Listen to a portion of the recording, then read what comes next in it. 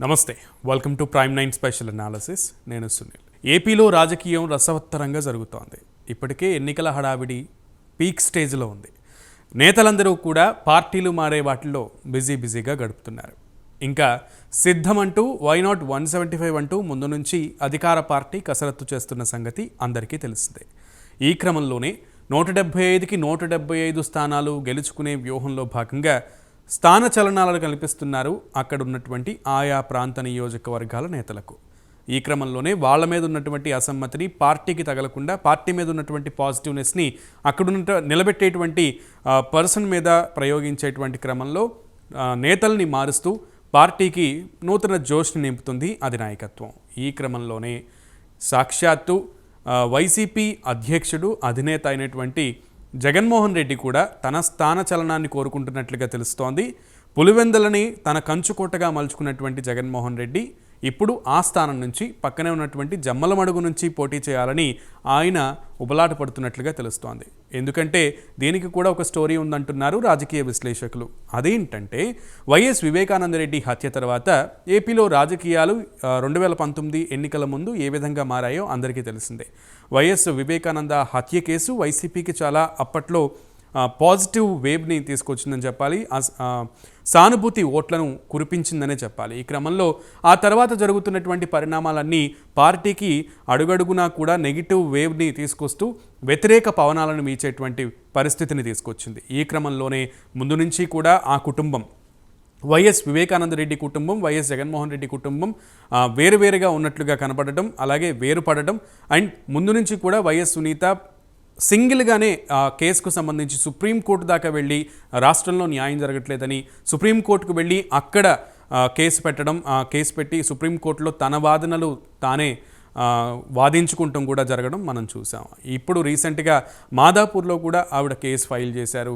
క్లియర్గా హైదరాబాద్ నుంచి ఆవిడ తన మీద తన కుటుంబం మీద కొంతమంది వైసీపీ నాయకులు కార్యకర్తలు తప్పుడు ప్రచారాలు చేస్తూ నిందారోపణలు చేస్తూ అన్పార్లమెంటరీ వర్డ్స్తో దూషిస్తున్నారు అంటూ కూడా దీని మీద చర్యలు తీసుకోవాలంటూ కూడా సైబర్ క్రైమ్ పోలీసులకు వైఎస్ సునీత ఫిర్యాదు చేసిన సంగతి తెలిసిందే. ఈ క్రమంలో మొన్న కాంగ్రెస్ పార్టీలో చేరినటువంటి షర్మిల కూడా వైఎస్ సునీతని కలవడం జరిగింది. ఈ క్రమంలో వీరిద్దరి మధ్య కొన్ని చర్చలు జరిగినట్లుగా కూడా బయట టాక్ వినిపిస్తోంది. ఈ క్రమంలోనే సునీత కాంగ్రెస్ పార్టీ నుంచి పోటీ చేసే అవకాశాలు ఉన్నాయంటూ కూడా ప్రచారం జరుగుతున్న సంగతి అందరికీ తెలిసిందే. ఇప్పుడు మరొక విషయం బయటకు వచ్చింది. అదేంటంటే జమ్మలమడుగు స్థానం లేదా పులివెందుల స్థానం నుంచి ఖచ్చితంగా వైఎస్ వివేకానందరెడ్డి వాళ్ళ సతీమణిని బరిలోకి దించే ఆలోచనలో కాంగ్రెస్ పార్టీ ఉందంటూ కూడా ఒక ప్రచారం జరుగుతోంది. ఇది అత్యంత విశ్వసనీయ సమాచారం ద్వారా తెలిసినటువంటి విషయం. ఈ క్రమంలో ఆ ప్రచారం ఎంతవరకు వాస్తవం అనేది తెలియాల్సిందే. అయితే ఒకవేళ ఆవిడ గనక పోటీ చేస్తే యునానిమస్గా అన్ని పార్టీలు కూడా వైఎస్ వివేకానందరెడ్డి సతీమణికి సంపూర్ణ మద్దతు ప్రకటించేటువంటి యోచనలో ఉన్న క్రమంలో ఆ నెగిటివిటీ నుంచి తప్పించుకునే క్రమంలో వైసీపీ పార్టీ తన పులివెందుల స్థానాన్ని అధినేత జగన్మోహన్ రెడ్డి మార్చుకుని అక్కడ వైఎస్ విజయమ్మని అక్కడ పోటీకి నింపేటువంటి యోచనలో ఉన్నట్లుగా తెలుస్తోంది. అయితే పార్టీకి గౌరవ అధ్యక్షురాలు పదవికి రాజీనామా చేసినటువంటి విజయమ్మ మళ్ళీ పార్టీలో జాయిన్ అయ్యి ఆ స్థానం నుంచి అంటే పులివెందుల స్థానం నుంచి ఆల్రెడీ అంతకుముందు కూడా ఆవిడ అక్కడి నుంచి విజయం సాధించారు. మరి అక్కడి నుంచి ఆవిడ మళ్ళీ పోటీ చేస్తారా, అది కూడా వైసీపీ తరపున అనే ఒక ప్రశ్న కూడా ఉంది. ఎందుకంటే ఒక పక్కన ఇద్దరూ కూడా తన రెండు కళ్ళు లాంటి వారు అని చెప్పినటువంటి విజయమ్మ ఇప్పుడు ఒకవేళ సింగిల్ స్టాండ్ తీసుకునేటువంటి అవకాశం ఎంతవరకు ఉంటుంది? ఒకవేళ ముందు నుంచి కూడా ఆవిడ షర్మిల వైపే ఉన్న క్రమంలో ఇప్పుడు ప్రత్యేకంగా అలాగే సడన్గా జగన్మోహన్ రెడ్డి వైపు తిరిగిపోయి ఆ పార్టీ నుంచి పోటీ చేసే అవకాశాలు ఎంతవరకు ఉన్నాయనేది కూడా చాలామంది ఆలోచిస్తున్నటువంటి విషయం. సో ఈ నేపథ్యంలోనే అక్కడ నుంచి జగన్మోహన్ రెడ్డి పోటీ చేస్తే ఒకంత ఇబ్బంది కలిగేటువంటి ఆస్కారం ఉంది అని ఆలోచించిన క్రమంలో తన స్థానాన్ని జమ్మలమడుగుకు మార్చుకుని అక్కడ నుంచి పోటీ చేసే యోచనలో జగన్మోహన్ రెడ్డి ఉన్నారని టాక్ వినిపిస్తోంది.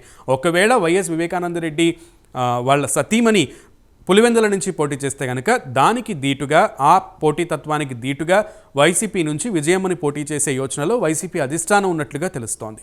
ఈ రెండు విషయాలని పక్కన పెడితే మనం ముందు అనుకున్నట్లుగా జగన్మోహన్ రెడ్డి కూడా స్థానచలనం కలిగించడానికి మిగతా వాళ్ళలో ఉన్నటువంటి అసమ్మతి రాగాన్ని కాస్త తగ్గించడానికి అధినేతే స్థానచలనం పొందుతున్నాడు అనే ఆలోచనలో కూడా అధిష్టానం ఉందని కూడా మనం భావించవచ్చు.